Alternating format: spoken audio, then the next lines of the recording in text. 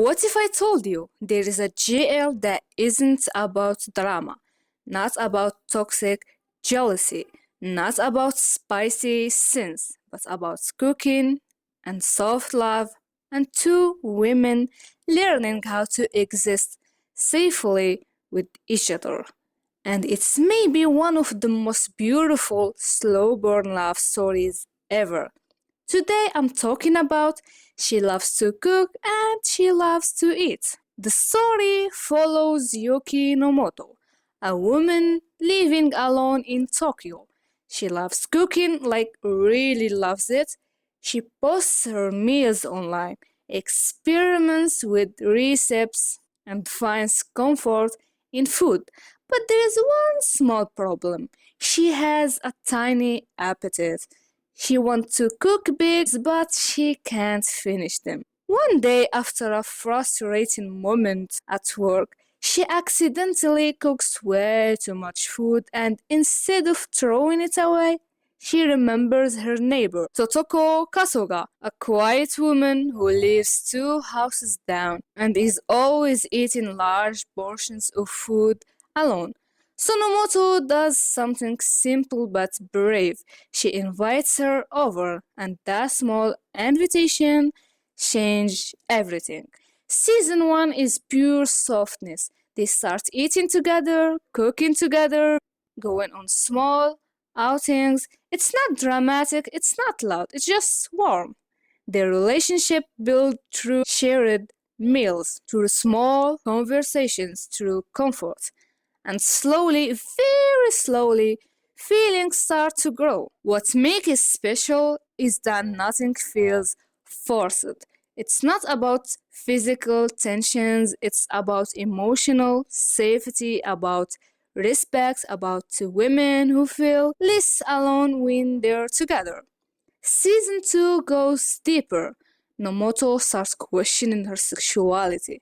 Her feelings toward Kasuga aren't just friendship anymore, and that realization is confusing. Then she meets Kaname Yako, an online friend who has followed her food posts for years. They start talking more after Nomoto mentioned being interested in a lesbian film. Yako becomes important because she's an asexual lesbian.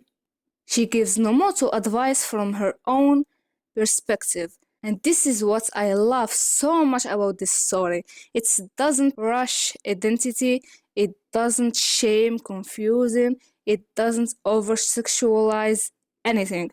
It shows someone who's slowly understanding themselves. Nomoto learns, reflects, accepts, and when she finally understands her sexuality, she confessed her feeling to Kasuga, and guess what?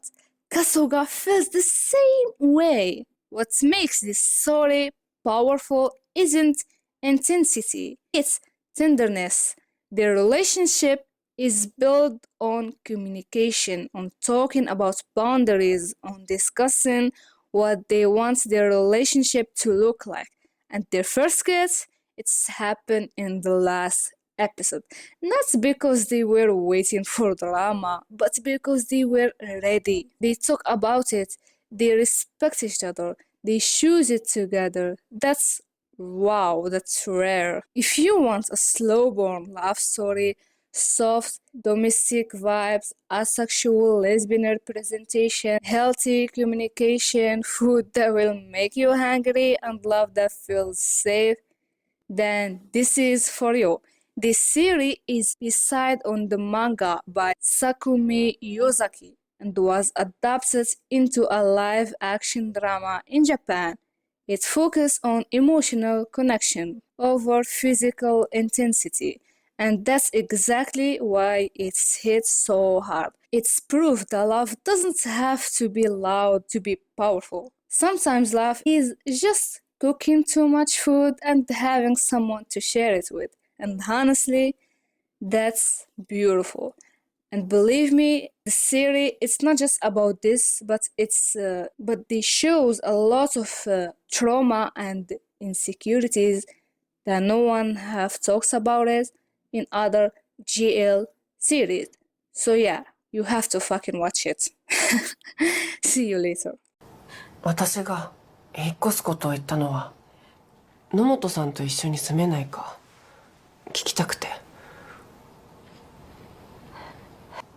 私も野本さんのことが好きなんです。